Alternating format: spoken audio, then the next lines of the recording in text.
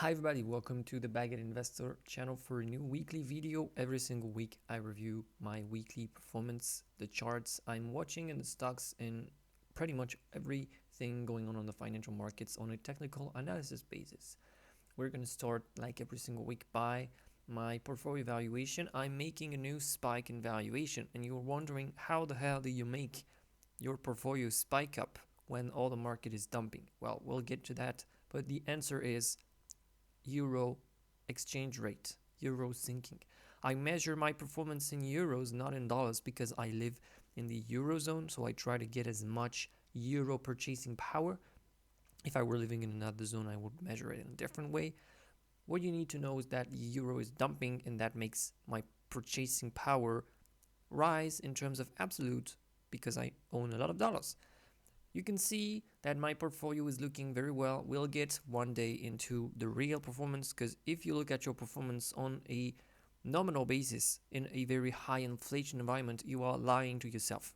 I'm right now lying to myself, showing you the performance in percentage and nominal. I should deflate by the quarter to quarter inflation rate or year over year inflation rate. I will do that in a special video talking about that.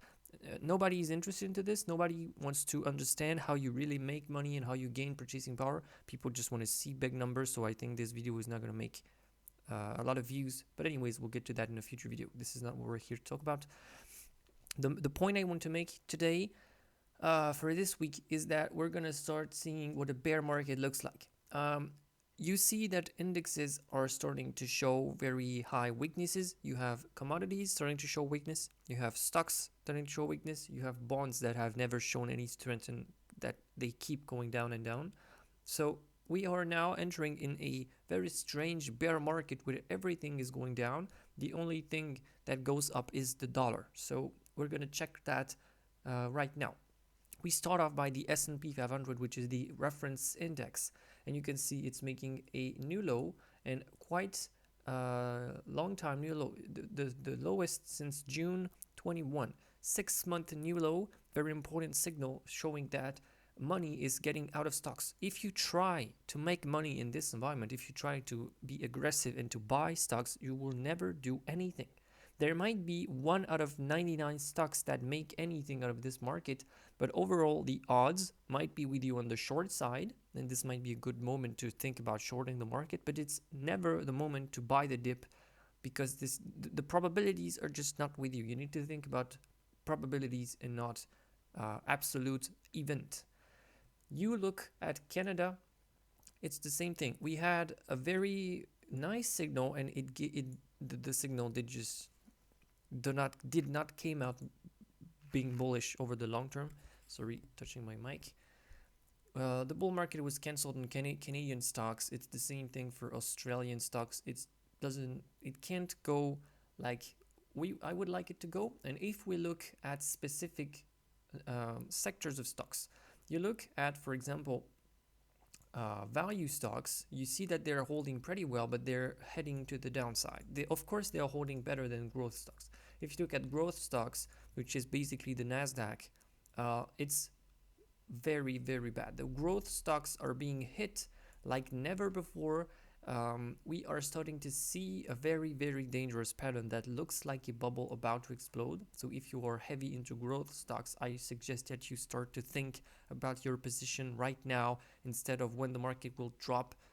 If it drops 50% in 2 months, you might want to think about that. And if you want to look also at small caps, they are losing very important levels. You have small cap values that were a very safe haven for many people starting to break down, and small cap growth are just back to pre-COVID levels. So you could see that all this bull market that we saw on growth small caps is now over, and we are back to pre-COVID lows. And if you think about inflation corrected, so I'm gonna type in EWO and I'm going to deflate it by US CPI, so you have an inflation corrected, you can see that if you adjust by inflation, the money is actually worth less than it was before the COVID levels. In terms of high inflation, period, you really have to deflate everything into your mind and think that a straight line, if you deflate it by inflation, is going to be a downtrending line. Really keep that in mind. If you look at specific sectors, you can see we're starting to see exhaustion on value sectors, and I'm not even mentioning growth sectors that are just being destroyed, and ARKK is just the most obvious thing that has going on right now that everybody's talking about. I can't remember the stock that Kathy Wood, the manager of this fund, bought, and that like dropped 45% overnight. But yeah, every single growth stocks is dropping. I'm thinking a lot about, stocks like Roku, stocks like DocuSign, that all look absolutely terrifying and that are back to the pre-COVID lows. And you could see that if you didn't take the profits right there, well, you never made any money. And this is the history repeating itself. If you don't take profits and you believe that the stocks will keep rising, you just end up never making any money. So you have this on stocks. And if you look at commodities, you could see that commodities are also in consolidation. We are wondering if the commodity basket that the GSCI index represents is going to resume up or resume down. So I'm really keeping an eye on this. And this is going to be the indicator if we are actually topping on inflation, or if inflation is going to keep rising again and going higher and higher, maybe to 15 to 20% in the United States and to 10% in the Eurozone. So really keep your eyes on commodities. You could see that gold has canceled the run that it made. I was telling people in previous videos that I would get out of my position on gold if we close back right there. So if we close again below this support, I am going to exit a lot of my position on gold, because it's not useful to hold a big position in something that's not trending. And because gold moves so slowly, you don't need to worry about this. You can see that oil prices are finished going up like crazy, and maybe because we are going to enter a recession in Eurozone, in China, and in the US, oil prices are going to start going down because the demand is going to be lower and lower. This is fundamentals. If you're interested in fundamentals, you can look at what I retweet on Twitter, because I am not skilled in fundamentals. I follow people who are skilled.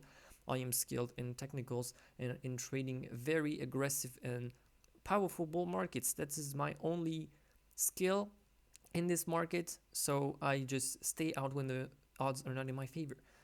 When we were talking about bonds, you could see that the US 10-year is almost at 3%. So I already told that in the previous videos, but yields rising mean bond value being crushed. And this is what you see if you hold bonds in the US market. Your bond just get crushed and you lose money. So you hold stocks, you lose money. You hold commodities, you're stable right now. And if you hold bonds, you lose a lot of money. The only thing that's pretty much going up is the dollar index. And I was mentioning it a lot of times on my Twitter, because you absolutely need to see this. The stuff that's happening to the dollar index is very, very important, because it might be one of the greatest trades of all time. The safe haven dollar, just like, for example, what happened in 80 and what happened, I believe, in the 70s, where the dollar went completely crazy. You really need to look at this to be looking at the exchange rate between your currency and the US dollar. And if your currency is getting destroyed like mine, the euro is being sold like never before. The last time it was that sold, it was during the second euro crisis back in 14-15, when Greece almost got out of the eurozone, if I recall very well. If we start to break this area right there, I really believe that we're going to the parity, which is 1 euro equals $1. And it's highly very probable that we go to 0.8809 euros for dollars. Makes a lot of sense to not hold euros during this time, or at least reduce your exposure. I try to hedge myself as much as possible against the euro devaluation. And again, if we look at Bitcoin, we are at a very important level for cryptocurrencies, and I really believe that we might break down, because there is a very high correlation between cryptocurrencies and growth stocks and NASDAQ. So it would not be a surprise if crypto starts to sink, and we have a lot of space to deflate this big bubble that has been created by the COVID money supply. So be really cautious about this. Every market right now looks cautious. There is no market that looks good.